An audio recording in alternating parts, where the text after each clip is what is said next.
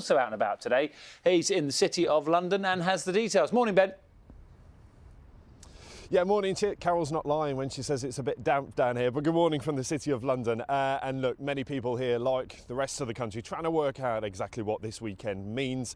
And the sense in the city really is that we are back to where we were before the weekend. Not much has changed as far as certainty is concerned, or getting any clear direction about what happens next as far as business planning is concerned. So let's talk that through. Two people with me to talk a little bit more. Allie Renaissance from the Institute of Directors and Kathleen Brooks, a currency expert. Morning to you both.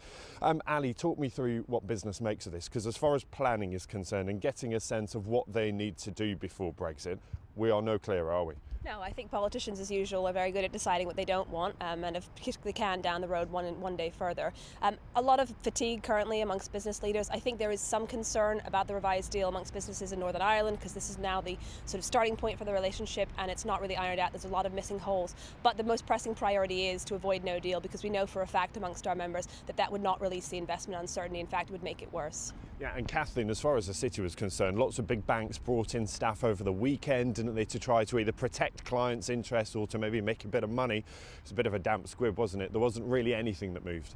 Yeah, it's gone. The pound has declined slightly, but I did hear that some of those traders were actually scaled back and told not to come in because it's not going to be that 2016 all over again.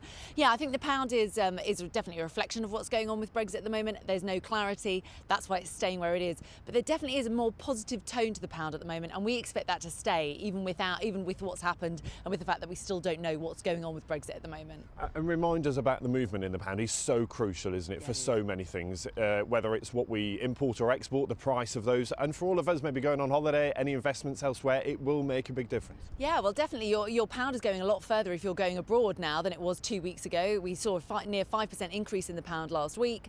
For exporters, not so good news, right? Because the weaker pound should be good news. But overall, for our country as a whole, because of the breakdown of our economy, a stronger pound is a better thing. Yeah, now, Allie, as far as business is concerned, trying to get some planning in place. The problem is we are creeping closer and closer and closer to the end of October, and they need to start making decisions now, don't they? And they don't know what decision to make. No, I mean, obviously, we can't rule out a no deal at any point at this point because the politics are so unreliable, quite frankly, and we are certainly still ploughing ahead with all this sort of preparation work with our members. Having said that, there's a lot of people wondering, is this going to happen? Do I need to stockpile again? Because the last thing I want to do is keep having repeat extended delays.